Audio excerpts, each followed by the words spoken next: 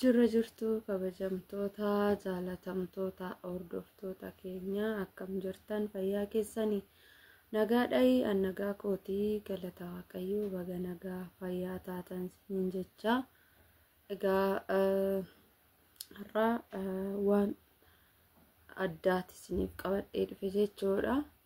Wanni addaa kun maalidha jechuun keessan oolu egaa akkuma argitan jechuudha. Piraankii jedhamee wantoonni natti deddeebi'u kunniini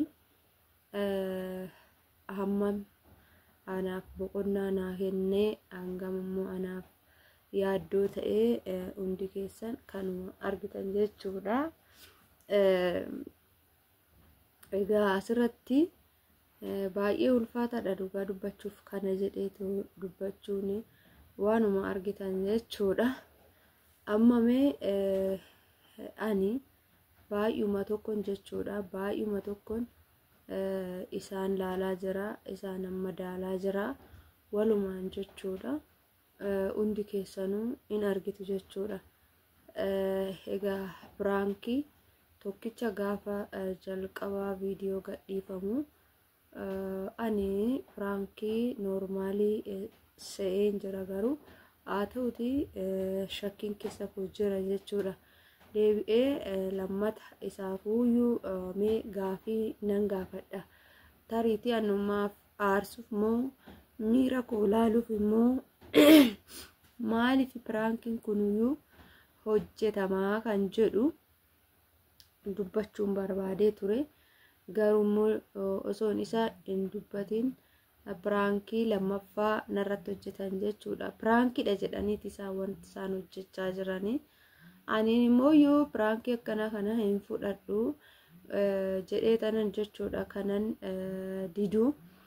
Egaa akkuma na argitanii yeroo hundaayyuu an akkasuma garuu immoo isaan waan haaraa godhanii uffatan jijjiirrattu maalidha wanti isaan jedhan isin in argitan jedhee tanan yaada. Kanaafuu immoo ani mee amma sa'aatii kanatti mastuun nu bira hin jirtu. Abbaan miliyoon immoo gamanuma odduma keessa jira nan gaafadha jechuudha. Maalidha kan isaan waliin qaban kuni maal akka ta'e iyyuutu ani isarraa baruu qaba jechuudha. Maaliif jennaan haalli tokko tokko osoo nan hin beekin waan biraa ta'aa jira natti fakkaachaa jira. Yaa namoonni hedduunis koomentii akkasii waan naa kennitaniif ani immoo gaafii akkasiisan mee abbaan miliyoonii maal olirraa qabu kana hunda walitti dhiyeenyi isaanii maal akka ta'e naa amanallee jedhee hin yaadu. Naan amanu nan beeka akka naan amanne nan beeka akka dhugaa baasee natti hin himne nan beeka. Haa ta'u garuu immoo gaafadhee baruun qaba yaada jedhuun of keessaa qaba jechuudha. Maaliif jennaan dirqama waan isaan gidduu jiru kana fooyyessuun qaba yookaan immoo adda baasuun qaba jechuudha. Maaliif baay'ee baay'ate waan ta'eef akkaataan isaanii hin baay'ate kanuma fakkaata. Mee hamma yoo kanaaf sarmu ta'e yookaan immoo kan naaf dhugaa bahu ta'e egaa gaafadhe waan tokko irraa baruu nan barbaada jechuudha. Isarraa ko'umatti yeroo ishiin nu bira hin jirre kanatti fayyadamee jechuudha.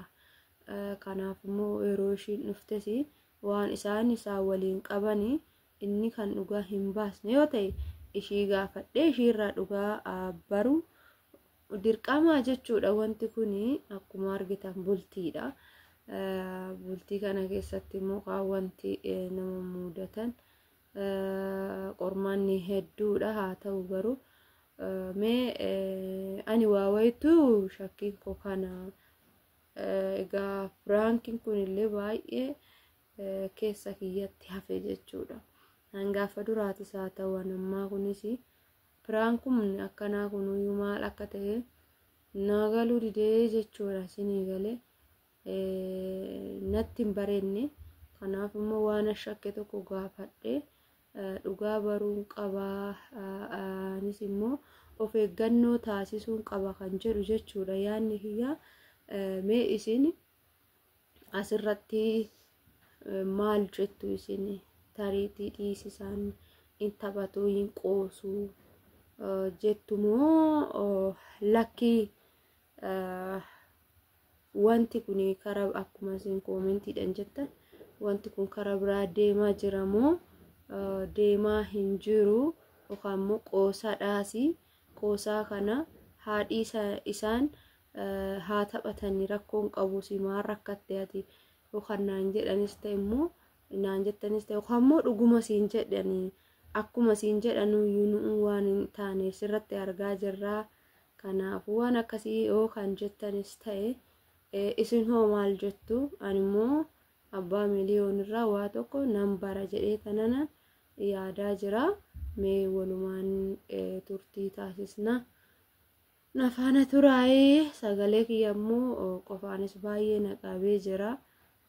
Akkuma beekamu fuula dadhabbii irra hin jirra. Fuula dadhabbii kanaan egaa hanga kana hunda dhiphachuun maaliif na barbaachisa? Kanuma kana hin laallaa isin jedha. Asumaan immoo kadhannaa akkanaa taasista abdii guddaan qabaa jechuudha. Isin jedha. Egaa dubbii fidaa. Ani immoo dubbii kana adda baafadhee waan hunda sirreessuun qaba, xumuruun qaba, yaada jedhuun qaba. Tarishiinis kaayyoo qabdi. Namni kaayyoo qaba jedheetoo yaadu waan kana raawwata natti fakkaatu. Kaayyoo qabdi, nama kaayyoo qabuudha. Nama gara fuulduraatti waa hedduu mana ishee xumurattee mana isheetitti galtee akka ollaa kamiitittuu wajjin jiraannu waan akkasii yaaddi malee waan biraa yaaddi jedhee illee yaadu. Garuu haalumti isaanii kun waan natti hin bareenneefini jechuudha. Waan kanan kaasuu barbaadee fi haalli namaa gaafa namatti hin bareenne tarii wanti kun sirraa hin bareedun tokko jira. Tarii immoo hin bareeda qoosaan isaanii gaariidha. Dhiisii haadha miliyoon hoonaan jettan ani nan dhiisa jechuudha. Wanti hin dhiisne hin jiru. Garuuti immoo haala hin taane namni deemu baay'ee ulfaataadha jechuudha. Haala nama aarsuun kana fakkaataa. Mee isinii ni faana turaayii isin jedha. Galatooma har'aaf kanuma ammaaf kanuma jechuudha. Yeroo lammataatii fi mee waan abbaan miliyoon jedhu nagge